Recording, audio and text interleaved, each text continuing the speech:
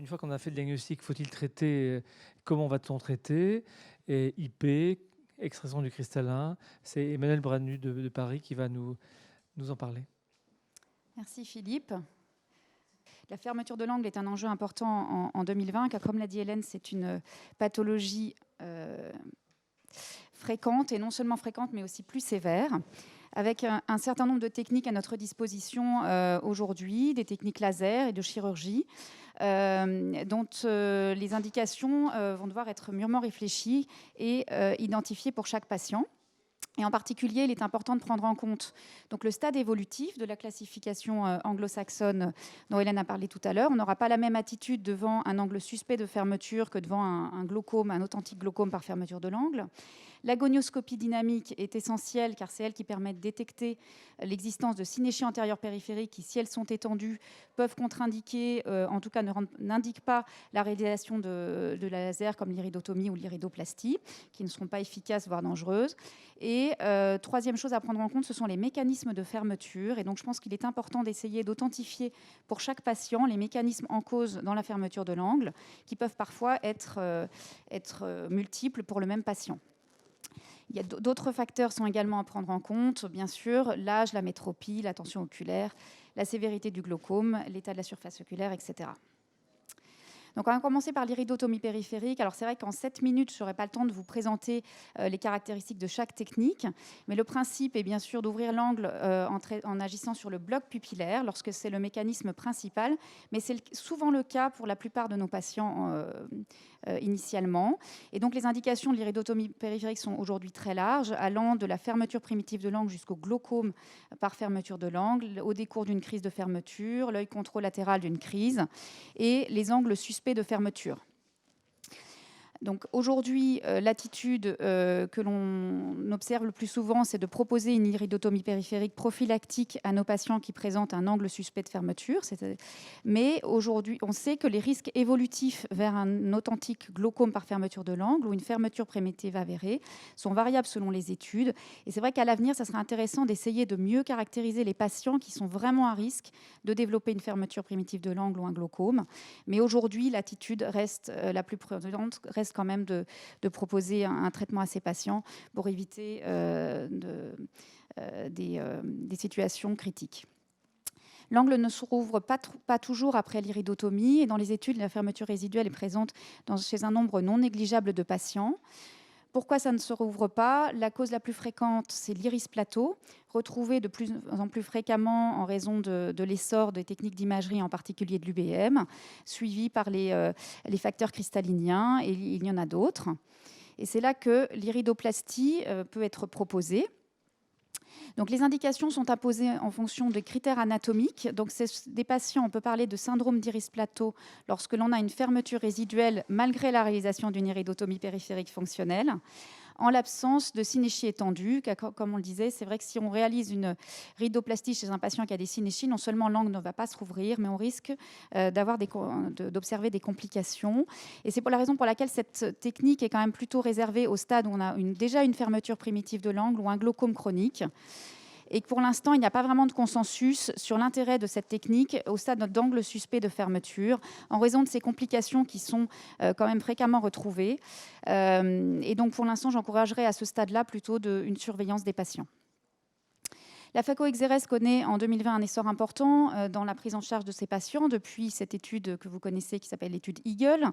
Et donc les indications sont larges, allant de la fermeture primitive de l'angle avec hypertonie, le glaucome par fermeture de l'angle bien évidemment, au décours d'une crise aiguë.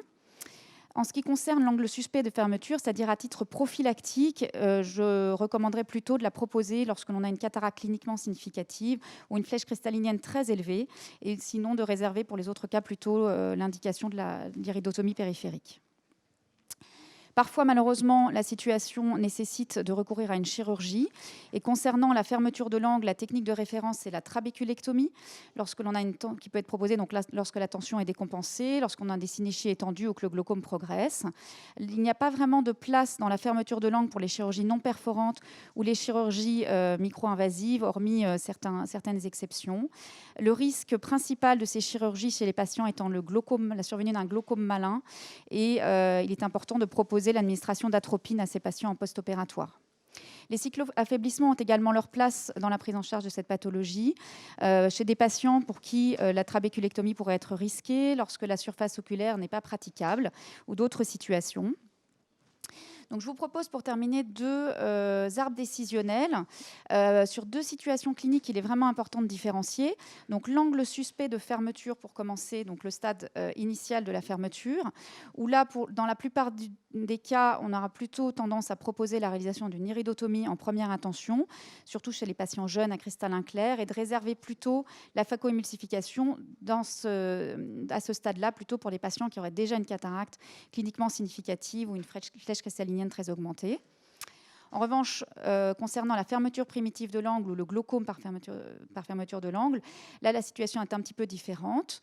Donc, si les synéchies sont peu étendues et que la tension est contrôlée par un traitement médical, il est légitime de proposer soit une iridotomie périphérique, soit la réalisation d'une chirurgie de la cataracte, en s'appuyant donc sur la flèche cristallinienne, l'âge du patient, l'existence éventuelle d'une amétropie et bien sûr d'une cataracte significative. Et la chirurgie étant réservée au cas où, malheureusement, la tension n'est plus contrôlée par un traitement médical. Donc, comme vous le voyez, il n'y a pas vraiment aujourd'hui de réel consensus sur la prise en charge pour chaque patient de la fermeture de l'angle. C'est vraiment une prise en charge individualisée qui va tenir compte à la fois des mécanismes et du stade de la fermeture de l'angle, et donc d'où l'importance de la clinique, de l'agonioscopie et des techniques d'imagerie de l'angle.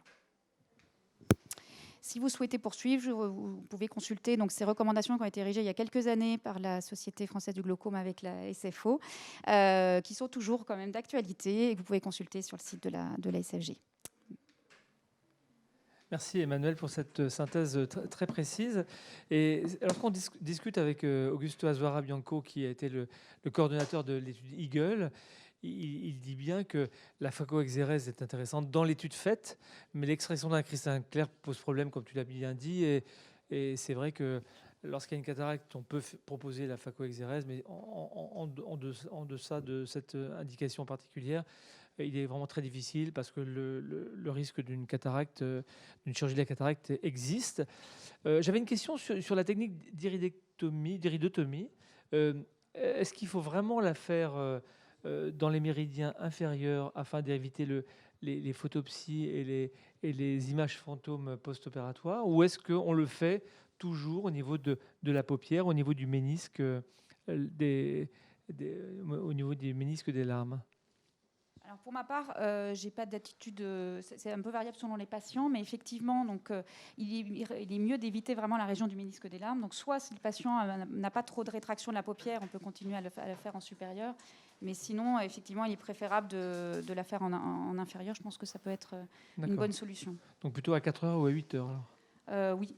D'accord. Ben, merci Emmanuel.